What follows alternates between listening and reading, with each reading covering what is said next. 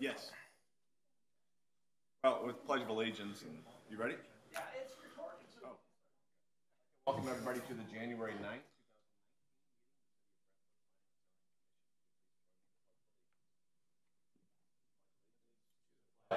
United States of America.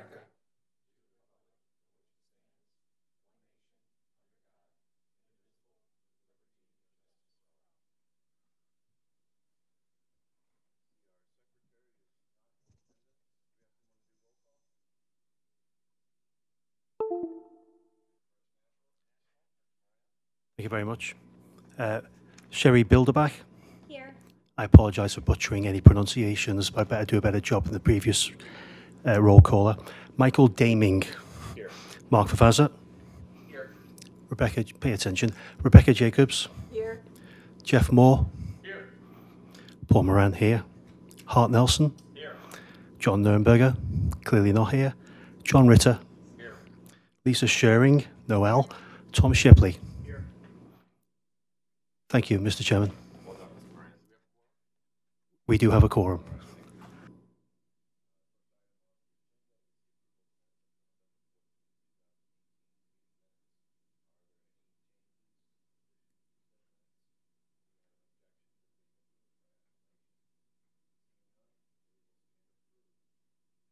No items under old business.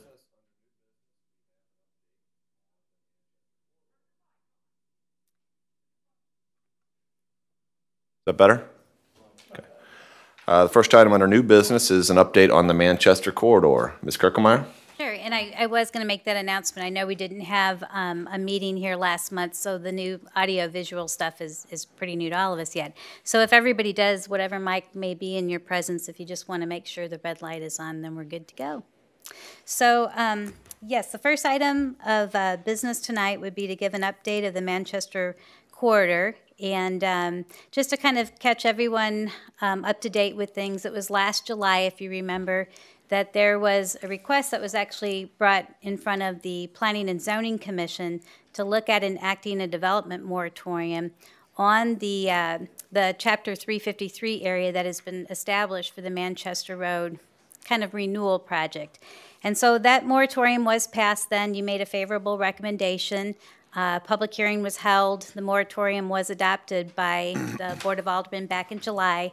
Shortly thereafter, then the next step by the city was to appoint a Manchester Advisory Planning Committee to help with guiding the future land use and development, and also if there would be any recommendations for maybe changes to our zoning code or parcels that would have to be rezoned, that this committee was going to examine all those things, and then that work would be brought back to the Planning and Zoning Commission to go through the typical channels of review. I would say probably almost half of you have served on the Planning Advisory Committee, and so I think we've had a good balance. We've also included several residents and a couple of business people, and some people actually that also have been serving on the 353 Chapter Redevelopment Corporation. So all in all, I think we had really good attendance at the 3 meetings that, I'll just call it MPAC now, but that MPAC had over the fall months. We had a meeting in August, there was one in October, and there was one in November. And every meeting we had, we just kind of kept building on these deliverables. But at the end of the day, the scope of all this, or the deliverables that I'm speaking of, would be to look at for the Manchester Renewal Plan, to come back and amend our comprehensive plan to include a more in-depth study of the Manchester corridor. The second deliverable would be to examine our existing zoning districts and depending upon what we envision to happen in the Manchester corridor, if either one of our existing zoning districts maybe needed some changes, or if we were going to come back and maybe recommend a new zoning district be established, which through the work of the committee, the choice was, the best option was to go ahead and create a new zoning district that we'll be going over tonight. And then the last part of the deliverables would be, once you have a new zoning district and we examine the 353 area, what would we do in terms of a city-initiated rezoning from whatever their current zoning districts would be to whatever this new zoning district would be. So we had the help of PGAV consultants this whole way through the process. They are here tonight, and I wanted to introduce John and Dan with the firm. And for the next several minutes, then they're going to take you through just everything that's been put to date or been placed or been put together up to date. And we'll go ahead and start with that now. So, John? All right, thank you. I'm John Brancaglione, Senior Director at PGAV Planners, and Dan O'Neill over here, who's Project Manager with our Destinations Group. We've both been involved in this project. The first map we have up there is the development concept plan that that you all saw. Half of you probably saw from the impact process. And there are some changes in this which we alerted you to. I'm going to see if I can make this go full screen. There we go. That are make this a little bit different than what you've seen before. And that was the case, as I think most of you know. We had to coordinate with the Jacobs people with respect to the line that was going, the line, if you will, that was going to establish the flood boundary. And that's this line down here, more or less the boundary that becomes parkland and floodway. And then over on this eastern extremity, we found out, and some of you may have seen this was discussed in the newspaper a few days ago, that MSD is part of their big stormwater improvement project is burying a pipe right through generally this vicinity. Now it's going to be tunneled. It'll be way below grade, but you won't be able to build anything over top of it, save a parking lot or something of that nature. So if you'll remember how the multifamily component over here was originally conceived, and it bled over to this parcel here, we can't do that now. Also, and I'm going to have Dan in a minute describe what our building configuration is. It's again a little bit like, or for the most part, like what you saw before, but with some significant differences. The Breckenridge Industrial Drive alignment and its connection to Salem Road has been moved, and we kept this because we think that the potential for office development here is going to be enhanced by the fact that you'll be able to view out over that parkland. This will be, I think, a very nice view, and so we've brought that roadway around to the south, and also then it makes for a better connection with people who might want to ride this trail and also work in one of these buildings or with a bike park located in this garage. So, Dan, you want to take a minute and describe the building scenarios? So, good evening, everybody. It's a pleasure being here. One other item that John started to go around was also the corporate headquarters over here on this parcel. We had to, again, shrink that size compared to some earlier plans that you may have seen, simply because of that MSD line that was going right through here. So that portion had been reduced and adjusted as well. Everything that you see in the red represents a retail, service, restaurant opportunity. And the intent is that these buildings would be close to the right-of-way, engaging Manchester Road, bringing some life and vibrance back to that walking experience along Manchester Road. But then in between the buildings, we're providing pedestrian walks that allow guests to come back and access parking areas. So that's not adjacent to Manchester, so you don't see that. And it also has some connection over to the park area. So you'll see some of these trails actually connect through the buildings, through some of the medians in the parking lot, and down into the trail area, just to, again, provide some more pedestrian opportunity and to bring some more interest as guests are kind of walking through that space. On the far left-hand side is the idea of there could be another entertainment opportunity here, similar to maybe like a Dave & Buster's or other type of experience. So it's kind of creating a bookend to either side of this new development where you have a large, nice piece here with entertainment. You have the corporate headquarters on the right-hand side, and then you're nestled in between with a lot of the retail. In addition, as you're probably picking up, a lot of the surface parking does not look like it's enough parking to serve all of this new development. So there's the proposed use of 2 parking structures shown in gray, one here and one over here.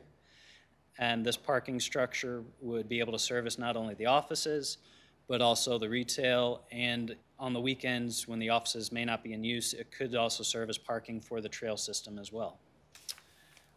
For this parking structure on the left-hand side, the idea is that a lower portion of it could actually become a little bit of retail or service as well, to also just add a little bit more revenue opportunity to the overall development. And to the north side of Manchester Road, we have shown a couple of multi-family uses shown in tan on the east and west sides of the development, and then some smaller, again, retail development that would basically be fitting within the allowable parcels there that we can work with.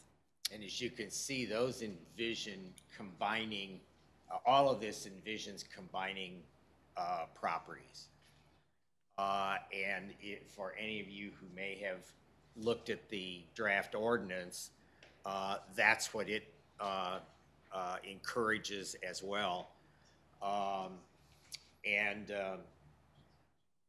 This sort of elaborates on, in some greater detail, what was suggested in your comprehensive plan. If you look at the sections of the plan that more or less start on page 40, but the Manchester corridor, I think, starts like on 48 and runs through 53, and it has even a small little vignette of this kind of an idea. This takes it to scale. In other words, unlike that, which was almost diagrammatic, this has actually been drawn to scale as it would fit and as these buildings would typically be configured by a developer. We're trying to be realistic in terms of depicting this stuff as it could be built. The other thing, of course, that has been emphasized, if any of you saw the mayor's presentation the other night, concept. We're trying to use this as a tool to encourage developers and property owners to think about property condemnations, but also to recognize that this has the potential to become a really nice, very desirable area once these improvements are complete, and that all of this property will gain more value. So whether you're a property owner or a potential developer, hope this sort of gives a picture and at least gets their thought process going. So do we want to stop there and take any questions? This, by the way, this plan reflects input that we had from the Brentwood Bound folks, from the Impact folks, from some aldermen who made comments. There's a long list of input that we had that involves changes that were made between the first concept and this one.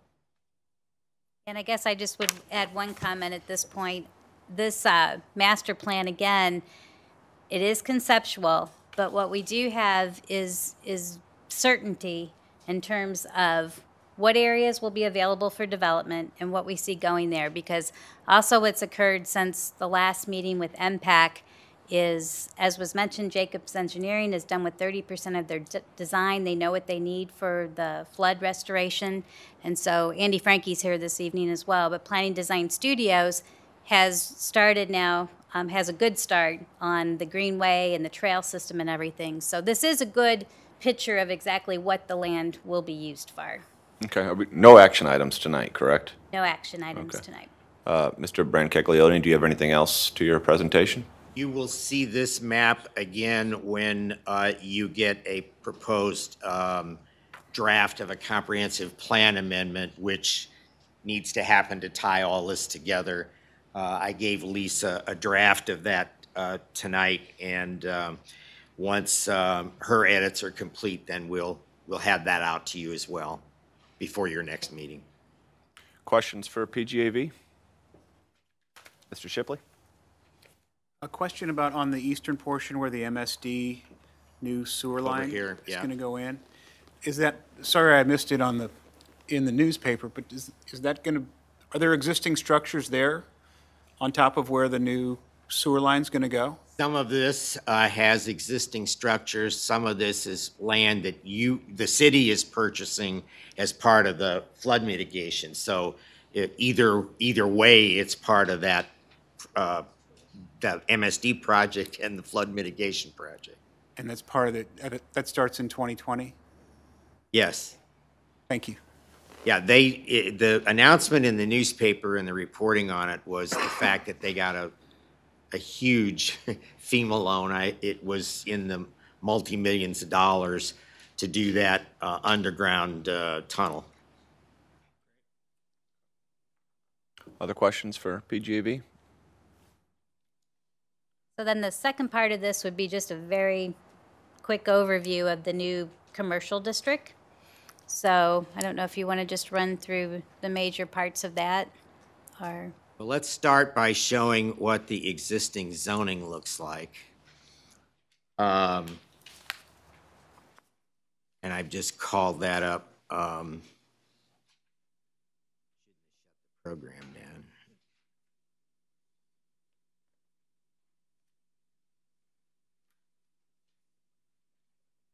Not the speediest machine. I apologize. So this map shows what the existing zoning in the area is. And so the orange is the LID industrial. The red is the GC commercial. This green is a UD designation over here. And the blue is PD. And then this pink shade in here, right here, and right there is B residential. So if we look at what's being proposed, I'm going to try to open it from here so the program doesn't have to reload.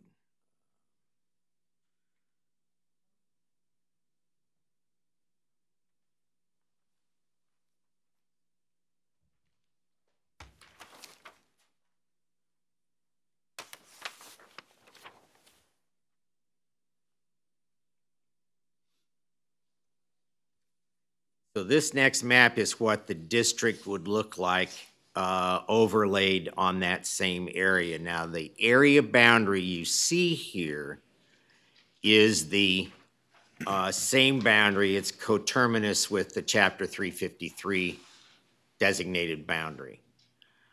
This ordinance has been specifically written so that subsequently you could apply this to properties further west down the corridor. But in discussing this in the impact meetings, and because development interest down that corridor may change once this starts to redevelop, the thought process was, let's stick to this at the moment and apply these new regulations here. There is another caveat that with a couple of developers that the city has already talked with. We would suggest that if somebody comes in and buys parcels outside the boundary to expand a development, and they buy those at, you know, whatever arm's length transaction with that property owner is, then as part of that process, as a part of any plan approval that you do, which is required under this new code, then you would rezone the whole thing to this district. Or obviously you have PD and UD that you could also use, but we want to make sure that the design controls that are and standards that are part of this get applied to no matter what happens. So in any event, that's the thought process. And quickly, I'll go through then I'm going to call up the ordinance here.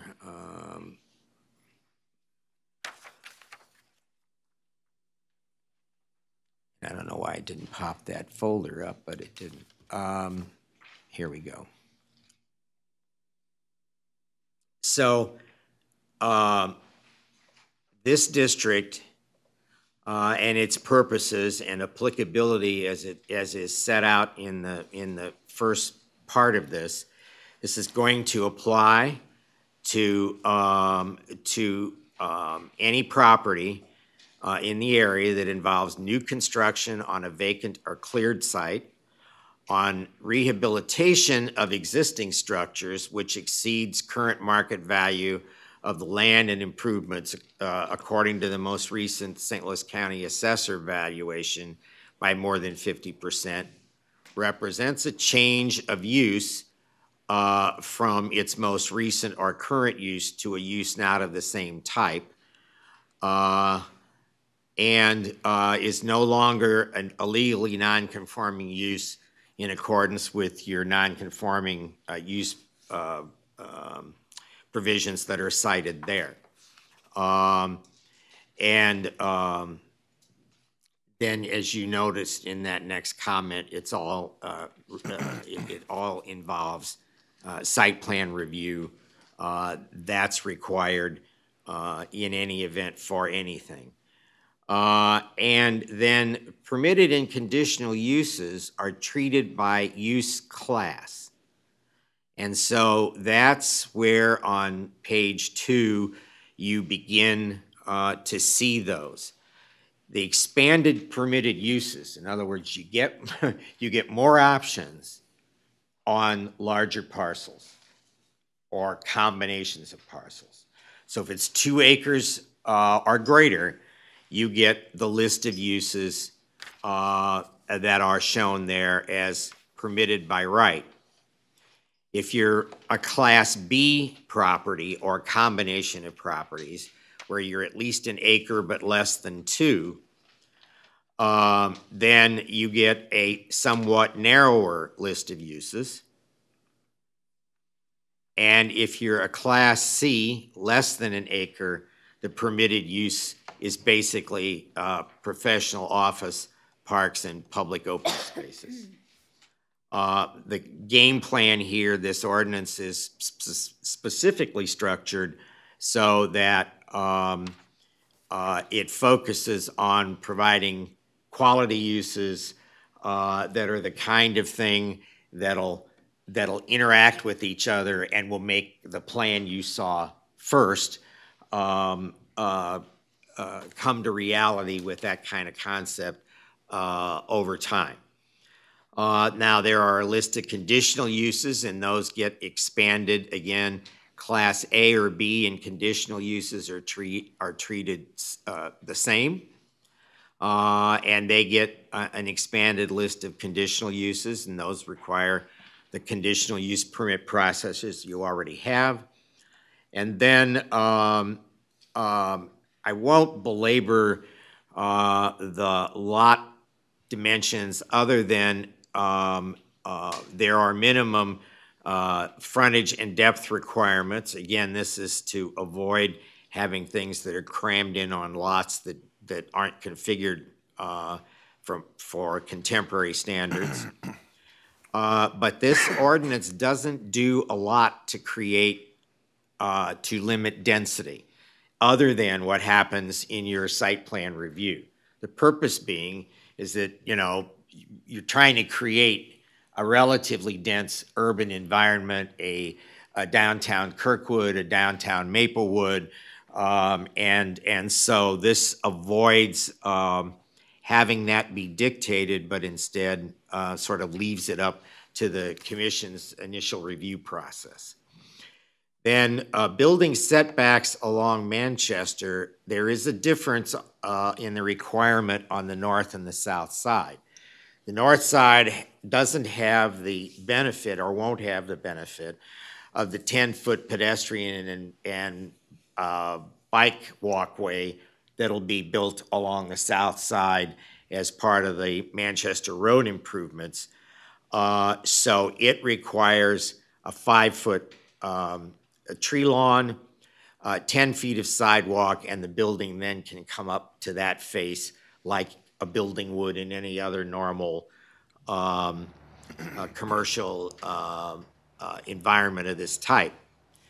The pedestrian corridors between the buildings that Dan referred you to earlier, those have to be not less than 30 feet wide, and they have to have some landscaping and lighting and that sort of thing. And then any road that, if I didn't pass it up, which I think I did, what we're calling a connector roadway, which would be Breckenridge and Salem, has to create a view shed, as they're called in planeries, not less than 100 feet wide, so that you're not creating a wall that at the same time doesn't allow a view back to the fact that are going to be some very nice park facilities and green space at the far south end of the area. So this does that. This also envisions that there could be street parking, at least in some locations, because the street width here is specified to 36 feet. And that'll probably get, if you think back again to the intersections at Manchester, those will probably widen even a little bit at that point to provide for turning lanes on and off Manchester. Lastly, I'll just touch quickly on the design standards. We've provided a list of what are acceptable exterior building materials and what are generally, note the word generally, unacceptable. Again, whatever's going to be built here needs to be attractive, and so we've specifically used this list. Actually, this is a list that I put together that's been developed over several communities, and is partly from an ordinance that we just did for Loves Park, Illinois, which is a Chicago suburb. Again, those things get treated in the site plan review. And then when we start talking about things that that should be in the development plan and that you will use in effect as brownie points when you consider whether the plan's good or bad or otherwise, is some direction with respect to things like building details. We don't want everything to look cookie cutter. I say we, you. You want buildings that have attractive facades, but that also break up the space that use awnings, that do the kinds of things that are attractive. You want entrances to be readily noted. You want to change roof lines and other areas of that nature. And then I'm moving faster than this computer can deal with it. Again, that's talking about access. This is talking about windows and how the windows should be treated, signage examples. And then there's the path that Dan was referring to. So through any parking lot where we're trying to make this trail connection happen, both for the benefit of the workers and for the benefit of somebody who may be parking there to then bike to the trail. We're throwing in that as an example of the kind of treatment that's being looked for. And then the last two examples, this is one of them, and I think there's one prior to this, that deal with lighting and how the lighting, we'd like to see the lighting happen again in this area. And then lastly, and there, by the way, there are provisions here for shared parking. And there's an item here at the very end where, because there could be property acquisition here in anticipation of the flood improvements, but not initial development construction. In other words, people could start assembling things, and what we don't want to have is properties that are not demolished, or if they're demolished, that the site isn't properly graded and grassed until they're ready to build, i.e., we don't want to repeat Crestwood Plaza. And so that's what that provision was for at the end. You'll notice that this was the 7th revision to the ordinance, so we've been at this a while. Anything else you wanted me to cover, Lisa? Very good. Any questions from commissioners for Mr. Brancaglione? Well, very impressive, gentlemen. Very impressive, and we look forward to reviewing this over the next few weeks and taking it up in February. Hey. Thank you very much. Okay, we will now move on to our other new business item for this evening, and that item is a site plan application that's been submitted by the Brentwood Swim Club. Is there a representative from the Brentwood Swim Club? Will you please step forward, sir, and introduce yourself and your site plan application? Hi, I'm Matt Allers, president of the Brentwood Swim Club. I think you all have a copy up from Friday. There's been several versions. You have the hottest, latest, best copy version, which was Friday afternoon's version. Lisa mercifully worked with us to get that to you so we could get it whipped into its final shape there.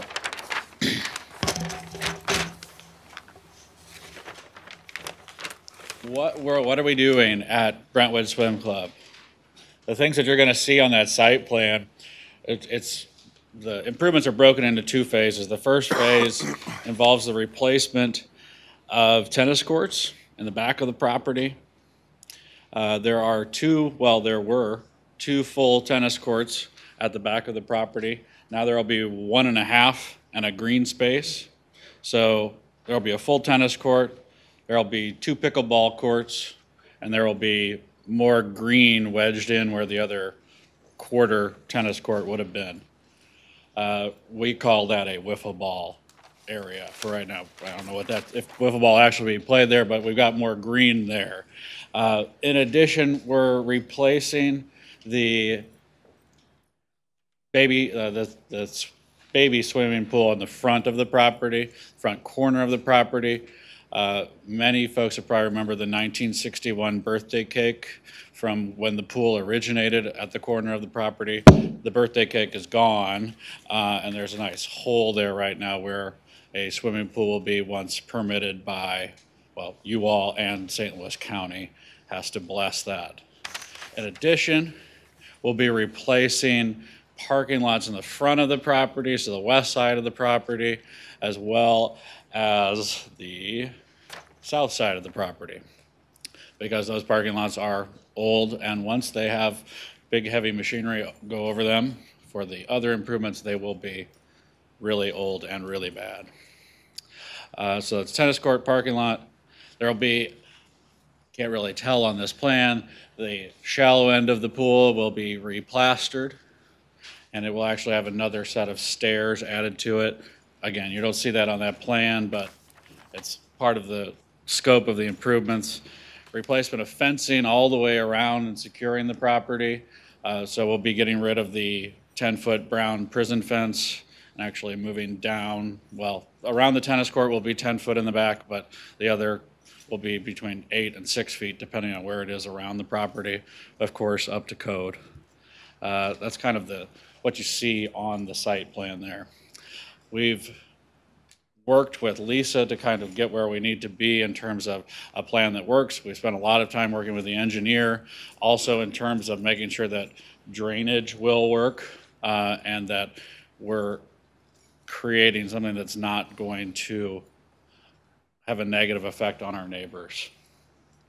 The second phase of the plan, I don't know how well the phases really show up in either the black and white or the color version that you have, has to do with the berm that's between us and, well, it's actually not between us.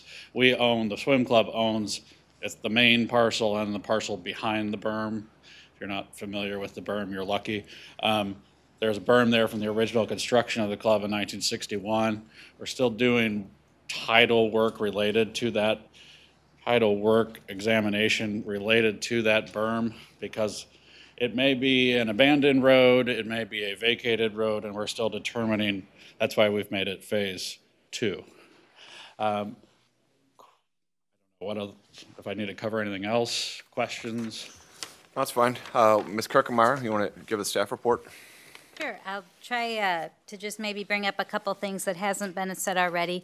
So, as you can tell from the site plan, a lot of this is just kind of redeveloping facilities that they already have.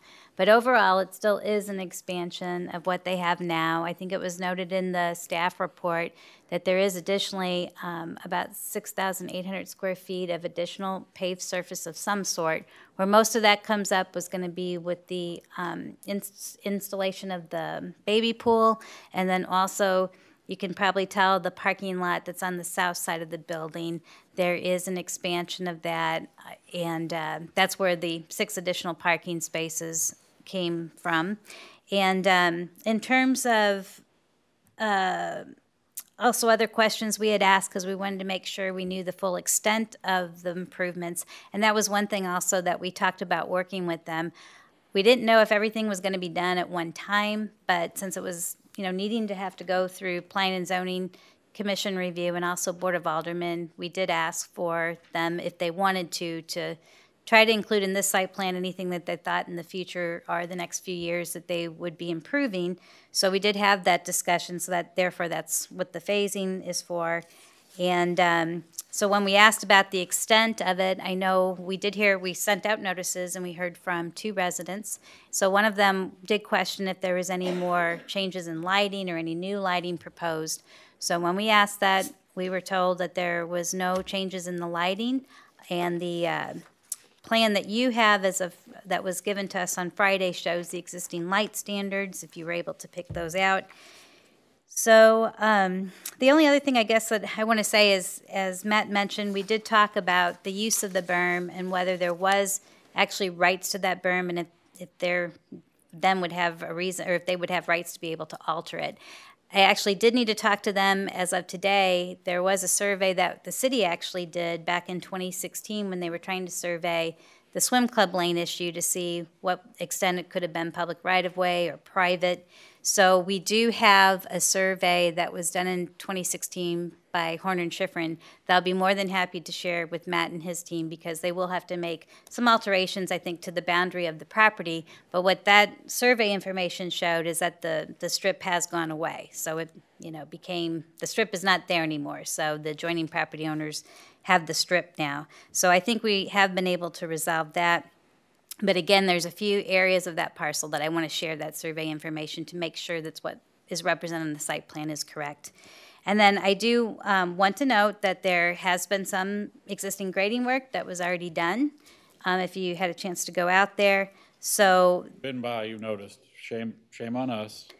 So what we have to make sure of in lieu of maybe issuing a grading permit at this point is that we're going to have an engineer that's going to seal this survey work and the improvements, and basically then they're sealing and attesting that the way it is designed, that the post-construction, there'll be no more runoff than what the pre-construction was, and that also it is compliant with Article 5, Division 7 of our code that talks about our various storm water control requirements. So that's how we will work at that issue. And I did want to say that actually this plan has been sealed. The one that you have on Friday does not have the engineer's seal. But when the black and white version came in, which was sealed, which is the same, I thought it was extremely difficult to kind of discern the contour lines and some of the information. So therefore, they brought back the colored version to share with you, so I think you could read the site plan better. But I believe the engineer was out, so they didn't actually bring that one sealed. So that would be part of the record, though, that we would need to make sure we have on file. So. And it's my understanding the city retained Mr. Frankie with Landscape Design, Planning Design Studio to look at this application? So, yes, so Andy's here tonight. He had saw that it was an item that was on the agenda, so he did start a review on it. And, that might be some things that we should talk with the applicants and so forth. And again, it's just assurances that some things with the parking lot grading and the wall design and a few things like that. And also, it has come up about the removal of trees and if there were plans on that. You have a situation where so much of it, again, is kind of redeveloping what's already there. So it's one of those things is how do you apply some of the requirements? If it's new construction or it's actually additions and so forth, you apply the requirements that you have. So, but I'll be sharing this with them. I just got this today because, again, Andy delivered today, just noting that it was on for review in front of P&Z tonight. So that's kind of where everything stands. So, Mr. Allers, you have not seen the Planning Design Studio report? That is correct. Okay. We're willing, I mean, we've talked with Lisa on Thursday, Friday, last week, and we're willing to work with, some trees will come out, but we are willing to put trees back, is the moral of the story. Okay. Well, it seems as if we need to get this report over to you and probably take this up and at a subcommittee meeting. Where I learned about the survey information that was done in 2016. So again, we need to work with them to make sure we have the property ownership information. And let me just note at the outset that I am a member of the swim club, so we'll need to recuse from any vote. I believe it appropriate that I recuse from any vote on this issue. Are there any other members that would like to state? Ms. Schuring? Sure, for the record, Ms. Schuring, Ms. Jacobs, Mr. Moran, Mr. Ritter, and Mr. Favaza. Did I get everybody? Okay. So you all, no, I think it is appropriate that the members recuse from the vote. There's no problem with participation, but you should recuse from the vote, ultimate vote on this issue. With that being said, and with the understanding that the applicant needs to review the Planning Design Studio report as well as the survey, thus necessitating a subcommittee meeting at the end of the month, are there any questions for the applicant? Ms. Bilderback. I have a comment. Generally, I think that this is a really good idea because I think it's an improvement. I'm not a member of the swim club, but I have had occasion to drive back to that area to just look because I drive around the community periodically, particularly given sitting on the commission just to look at things. So generally, I think that having upgrades to old parking lots to make them new parking lots, old courts to make new courts. Updating outdated facilities is a good thing for the community, and also makes it, if done properly, you know, that's why we're all here, more aesthetically pleasing, I think, to the neighbors. And I think that it'll just make what has been an asset in our community into something that's better. So I just want to make that comment going forward. Thank you, Mr. Chairman. Thank you. Yes, Mr. Shipley.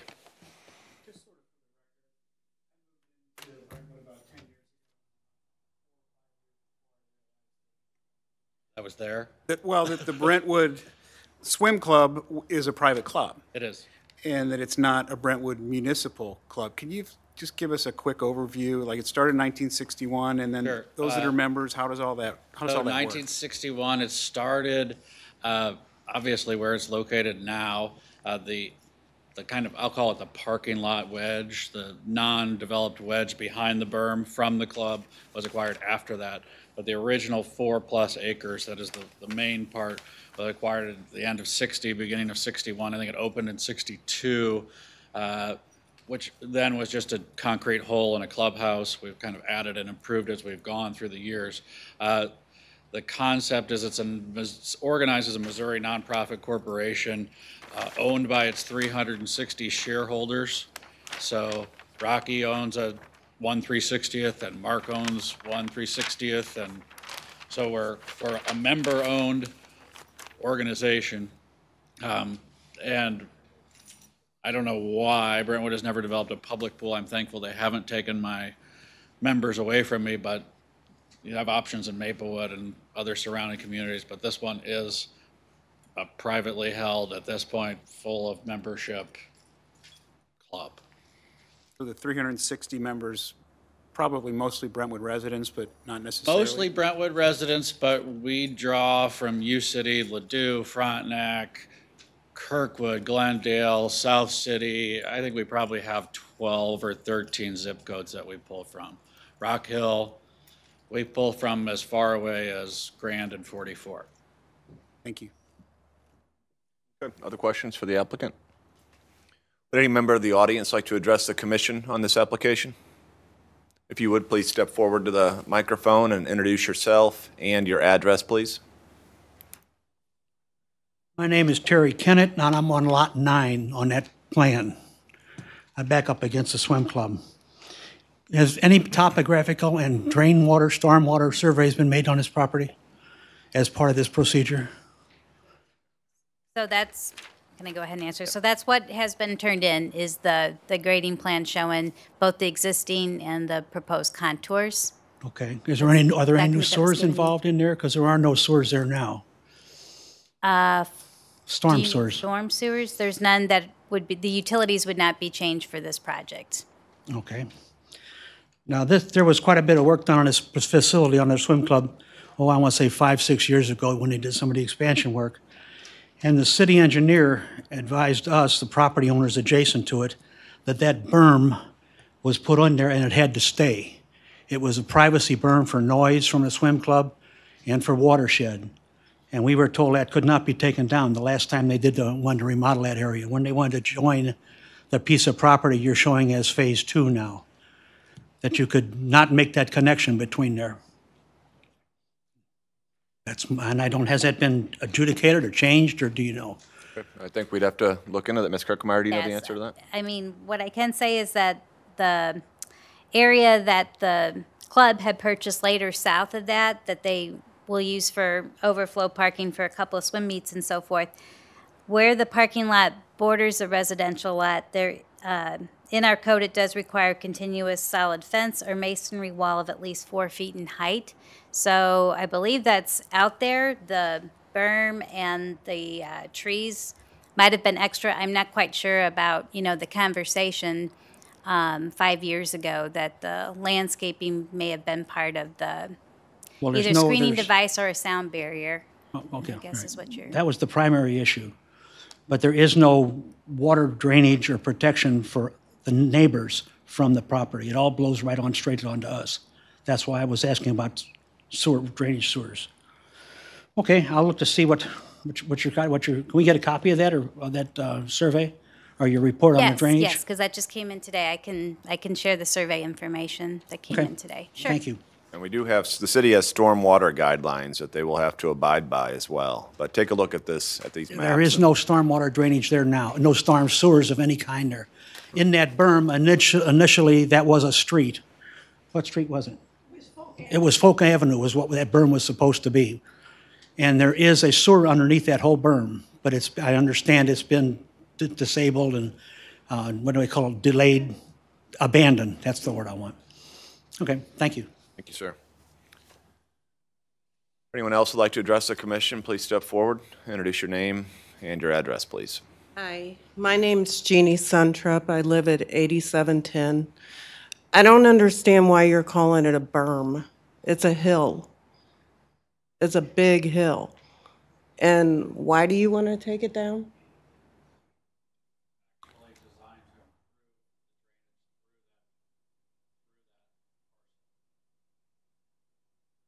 Yeah, go ahead, and if you could just say your I'm piece, just and then we'll have wondering- Mr. Allers address any of your questions, please, ma'am. Okay. I'm just wondering why you want to take it down. Okay, thank you. Mr. Allers, can you address that issue? The design of the berm alteration is designed to create better water flow through the parking lot-esque parcel towards our actual parking lot to run the water towards the creek. That was the purpose of the redesign of the berm. It's not to pull cars through there. We have no intention of pulling cars through there. It's not to share more noise with our neighbors. It was actually designed to be an improvement of the water flow. And who was it that concluded that that would be the implication of that? Well, the surveyor that we've worked with has worked with us to try to alleviate the water problem that we know exists on the back of Mr. Kennett's fence because you can see the water line. That's one of the reasons why we're trying to improve the water flow through the property. Strikes me like it would be helpful to have a written report from him that would speak to that, alleviate some of these concerns.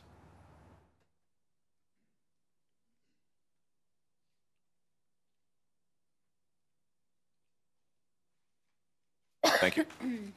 Anyone else like to come forward and, yeah, please step forward, sir. We'll get you again, Mr. Kennett.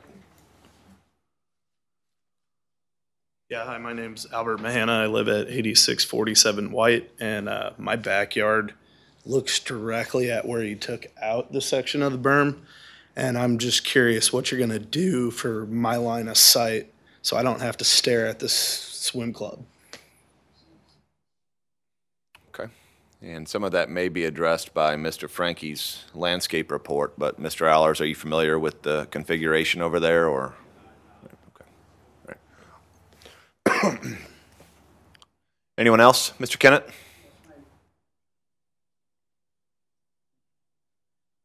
Sorry to come back. On the area that you're speaking of now, where it was just brought up, it does not say that's going to be paved. I was told that's going to remain grass. Will we allow a grass parking lot in Brentwood? Grass in a parking lot? So the parcel, again, that was purchased later by the swim club. Anybody we've talked to actually about the swim club's history and the improvements now that are proposed have said that the grass area there has been used probably 4 to 6 times a year for overflow parking for the swim meets. I checked the calendar for this year's events and so forth. It appears to be that's the number of swim meets and so forth that are held there. So, so the parking, there is a provision in the code, and I apologize, I should have talked about this. It's in the staff report. But if you remember, there's a provision in section 600 or 605 that talks about temporary parking lot could be approved by the Board of Aldermen. So as part of the site plan review, when it goes to the Board of Aldermen, that's not really something that you have to review or make a recommendation of, but that they could address at the time that the site plan is reviewed by them and approved. So we would, and how we would capture that would be referencing that section of the code, and then when it goes to the Board of Aldermen, we'll have that ordinance prepared for the site plan approval, and we would put that as part of the language in the ordinance was our thought process for that. So it's not, you don't want to really still call it like, a parking lot that's supposed to be used for 365 days a year. So it would be for these exceptions for these large events. If anybody has questions or if. Does that answer your question? All right. And sir, if you could get your address to Ms. Kirkemeyer so we just received this, landscape architect report tonight, so we'll figure out if there's any shading or what the implication is as far as your property is concerned. Anyone else like to address the commission on this application?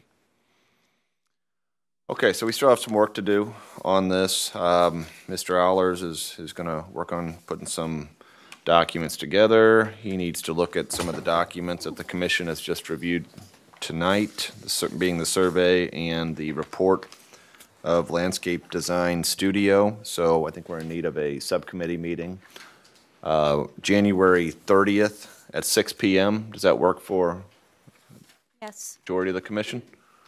Okay, Mr. Allers, does that work for you? Okay, very good. Well, So we that is will- another open meeting that will get published. The notice will be published. Yeah, and ladies and gentlemen, you all are welcome to come to that. It'll be just a much more informal subcommittee meeting across the hall at 6 p.m. on January the 30th, where we look at this application in more detail. Thank you. We'll look forward to seeing you then, Mr. Allers. Aldermanic report. I see no alder people here. City planners report, Ms. Kirkemeyer. So to follow up a little bit on what we did with the Manchester deliverables and so forth, we are planning on taking all this up then at the February 13th regular Planning and Zoning Commission meeting. I think you could tell from tonight, we just did a very general brushstroke of all this. There's a lot of information here. I did want to also make mention that the moratorium, because the moratorium was actually set to expire this month, January 16th. That was a 6-month moratorium, and it was passed last July. So that was extended by the Board of Aldermen this past Monday night. So we have now through April 1st to finish our work. And so, again, this will be presented now at the February 13th P&Z meeting. What you all will actually take up will be the comp plan amendment that John spoke about tonight. And we'll have a public hearing notice for that, and you'll take that up, and you will make the recommendation and take that action on the comp plan amendment, which is virtually the development master plan. And then we will also have on your agenda then review of this ordinance and also the city-initiated rezoning to the new MC district. So with that being said, I talked to Chairman Damien about it. Would like to kind of fit in a public open house at some point in between this meeting and that meeting. So one of the things I don't know, since some of you will be involved with the site plan meeting that night, one of the things that we talked about is we could run an open house maybe from 5 to 7 also on January 30th.